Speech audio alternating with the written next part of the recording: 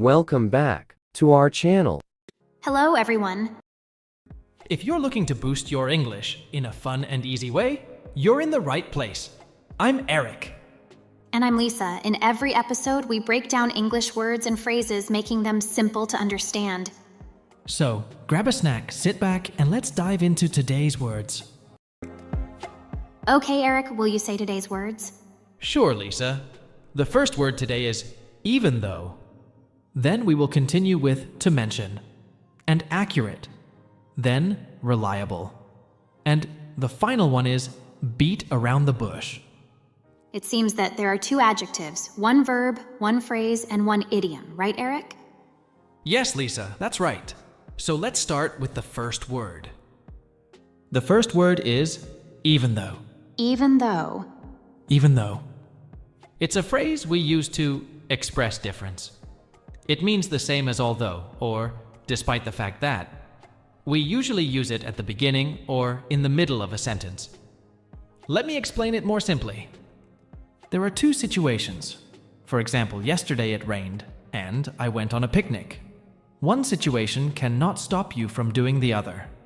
For instance, the rain did not stop me from going on the picnic. In this case, you can use even though. I went on a picnic yesterday, even though it rained. Or she got the job even though she was the youngest candidate. It shows that her age was a disadvantage, but she succeeded anyway. Absolutely, Lisa. Let me give you another example, Eric, so that our viewers can understand better. Okay, Lisa. Even though I was tired, I decided to watch the late-night movie. Perfect. You were tired, but you decided to watch the late-night movie anyway. Being tired did not stop you from watching late-night movie. Those are simple and clear examples, Eric. Let's look at our example dialogue about the usage of even though. Let's say our characters are Tom and Sarah, and they're talking about going to a concert. I'm really excited about the concert tonight. Me too, even though the weather forecast says it might rain. Even though it might rain, I think we'll still have a great time. Do you have your umbrella? Yes, I packed it, just in case. We won't let a little rain stop us. That was a good way to use even though. Even though it will be bad weather tomorrow, the rain will not affect their opinion about going to the concert. What do you think makes this phrase so special, Eric? Well, even though allows us to talk about problems, it also shows that we can ignore them. It gives our words more meaning and helps us explain difficult thoughts or situations in a simple way. Absolutely. Knowing how to use even though correctly can really improve your English conversation skills. And remember everyone, practice makes perfect. Try using even though in your daily repeat to learn it. Even though some words may seem difficult, you can learn them easily by practicing. Well said, Eric. I hope our viewers understood how to use even though correctly. I hope so, Lisa. Okay, the next word is to mention. To mention? To mention. This verb is used when we want to talk about something or someone briefly without going into too much detail. It's a useful and common word that is used in everyday conversation. That's right, Eric, and there are a couple of ways you can use mention in a sentence. Could you give us the first example, Eric? Sure, Lisa. Here's the first example. She mentioned that she was going to the store, but she didn't say when. In this sentence, mention is used to talk about going to the store, but doesn't give all the details. Perfect. I'll add a second example. Did I mention how much I liked the cake you made? This question shows whether the speaker spoke about the cake or not. Those were great examples. Now, let's dive into a little sample dialogue using the word mention. Today, our scenario is about two friends planning a weekend outing. Did you mention to Rosa that we're planning to hike this Saturday? I did mention it, but she said she might have other plans. I'll ask her again to make sure. Okay, let me know what she says. It would be fun to have her join us. Definitely. I'll mention it to her one more time.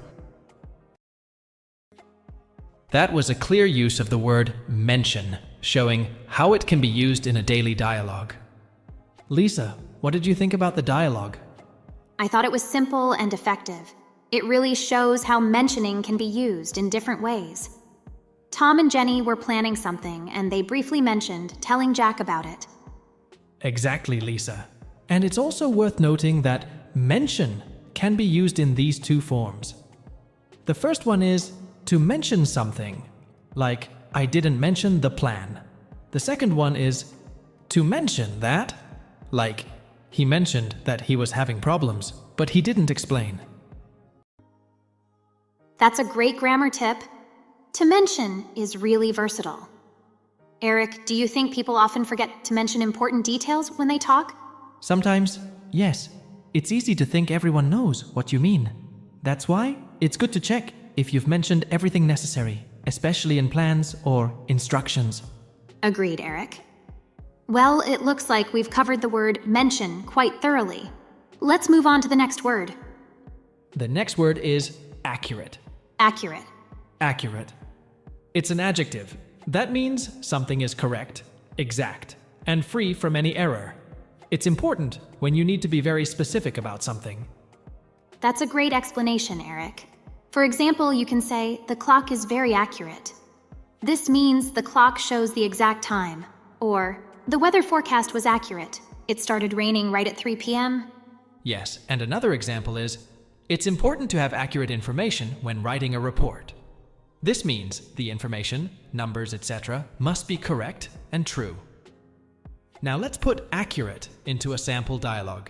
Imagine two students discussing their homework assignment. Did you get the results of the science experiment? Yes. I double-checked everything to be sure our measurements were accurate. Good, because accurate data is very important. Absolutely. I checked twice, and everything was accurate. Notice how both used accurate. Julia emphasizes the importance of checking measurements so they are free from errors, and Sam mentions the importance of accurate data. It's very useful, especially in academic and professional settings, right? Exactly. Lisa, can you remember a time when being accurate was very important for you? Definitely.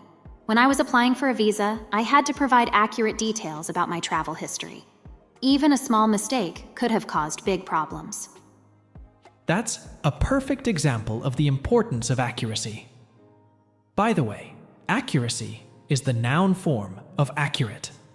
Listeners, try to think of times when being accurate helps you avoid mistakes. Yes, whether it's during studies, at work, or in daily life, being accurate can save time and trouble. Okay, Eric, let's move on to the next word. The next word is reliable. Reliable. Reliable. It's an adjective that means consistently good in quality or performance, and something or someone you can trust. That sounds like an important quality to have. Can you give us the first example sentence with reliable? Of course, Lisa. Here's one. We need a reliable car for our long road trip. This means the car needs to work well consistently without any problems. That's a practical use of the word. Here's another example. She is a reliable employee who always finishes her tasks on time. This shows that you can trust her to complete her work on time. Great examples, Lisa. Now, let's set up a sample dialogue. This time, let's imagine two friends talking about planning a birthday party.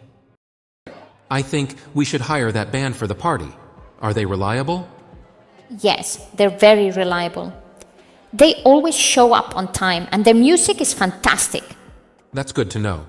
Reliable people are important for making the part fun. Absolutely, I'll book them today. We can trust them to make it a great night. It was a good example of how to use reliable in a conversation. Lisa, when do you think it's important to have reliable people and services around? Being reliable is essential in almost every aspect of life, Eric. Whether it's at work, in personal relationships, or even the services we use daily, like public transport. I agree, Lisa. Okay, what do you think makes someone or something reliable? Consistency is key, Eric. Doing always what you say you will do makes a person or service reliable. True, Lisa. And it's very important to have reliable friends. When you need them, you can trust them. I agree. And in your opinion, what makes a source reliable, Eric? A source is reliable if it has a history of accuracy and if it is respected by others in the field. That makes sense. Being reliable is an important quality, whether it's a person, a car, or information. Exactly. And that's reliable for our listeners. Remember, if something or someone is reliable, you can trust them to be good or to behave as you expect. Yes, Eric. So now it's time for our last word. The last word is beat around the bush. Beat around the bush. Beat around the bush. It's an idiom that means to avoid talking about what is important. People use it when they do not want to get to the point directly. That's a very useful idiom, especially when you want someone to be more direct. For example, you can say, "Stop beating around the bush and tell me what happened." Exactly, Lisa. Another example is, during the meeting, he just kept beating around the bush instead of talking about the real problem. Okay, Eric, let's dive into a sample dialogue. Imagine two coworkers discussing an upcoming meeting. Do you think the boss will give us a raise this year? Well, he keeps beating around the bush every time I ask. He talks about budgets and future projects, but never gives a direct answer. That's frustrating. Maybe we should ask him directly in the meeting not to beat around the bush this time. Good idea. It's better to have a clear answer so we can plan accordingly. That's a helpful example. Now let's talk about it. Do you ever find yourself beating around the bush, Eric? Sometimes, when I'm nervous about someone's reaction, I might beat around the bush a little. I think we all do it sometimes. It can be hard to be direct when you're worried about the result. True, but I've learned that it's usually better to be direct and clear. Definitely. Being direct saves time and prevents misunderstandings. Exactly, and that's beat around the bush for our listeners. Try to be direct in your communication and avoid beating around the bush. Okay, Eric, I think we have reached the end of our podcast. Yes, Lisa. Thanks for joining us today. We hope this episode helps you communicate more clearly. I look forward to seeing you next time on Simply Explained English, where we'll continue to explore English in simple terms. Goodbye, everyone. And remember, clear communication is the best communication. Bye-bye. I am Lisa. I am Eric. In each episode, we explain 5 English words or phrases in simple, basic English. Whether you're a student, a professional, or just someone who loves learning English, this podcast is for you. So let's get started and make English simple and enjoyable together. What are the words today, Eric? The first word today is ambitious. Then we will continue with in spite of. And to run away. Then, so far, so good. And the final one is on the go. Today's words are really interesting. Yes, they are, Lisa. Okay, the first word today is ambitious. Ambitious. Ambitious. Ambitious means having a strong desire to succeed or achieve something. Ambitious people usually work very hard and have big goals. Exactly, Lisa. For example, we could say, she is ambitious and plans to start her own company. This sentence shows that she has big plans for her future and has been working hard to make them. Good example. Another sentence could be, he's very ambitious about his studies. This means he is very determined to do well in school. Perfect. Let's imagine 2 athletes, Laura and David, talking after training. David, you've set some ambitious targets for this season. Yes, I want to be a champion, and for that I need ambitious goals. I agree with you. You need to be ambitious to achieve big goals. That was an inspiring example. They both use the word ambitious to describe their goals. It's good to have ambitions. By the way, ambition is the noun form of ambitious. Thank you for explaining ambition, Lisa. Let me give you an example of ambition. She had always had some ambition to be a pilot. That's a good example. Let's go back to the word ambitious, Eric. Were you ambitious when you were younger? I was, Lisa. I was very ambitious to become a teacher, and here I am. What about you, Lisa? Oh, absolutely. I was ambitious about learning languages, and now I can speak 2 foreign languages. It's always good to hear how being ambitious brings success. I think it helps people make goals and work hard to achieve them. I agree. Ambition can help us achieve our dreams. But do you think there is a difference between being ambitious and being too ambitious? That's a good question. I think being ambitious is good, but being too ambitious can be stressful. It's important to have a balance. What do you think, Lisa? I think the same. We should be ambitious but also take care of ourselves. As you said, being too ambitious might be very stressful, and it can negatively affect our lives. And that's ambitious for our listeners. Remember, being ambitious means having a strong desire to achieve something great. Let's move on to our next word. What's the next word, Eric? The next word is in spite of. In spite of. In spite of. In spite of is used to show differences or difficulties. It means the same as despite, and it is similar to the meaning of even though, which we explained in video number 43. That's a very useful phrase. We use it to describe a situation that might be surprising because it happens even though it is difficult. Exactly, Lisa. For example, you might say, in spite of the rain, we went for a walk. It shows that even though it was raining, which usually stops people from going outside, we still went for a walk. Another example could be, she could not pass the exam in spite of studying hard. This means she studied hard, but could not pass the exam anyway. Remember, in spite of is a phrase, and it is often followed by a noun or a gerund, verb plus ing. For example, you can say, in spite of the bad weather, the rain, or in spite of feeling sick, or studying hard.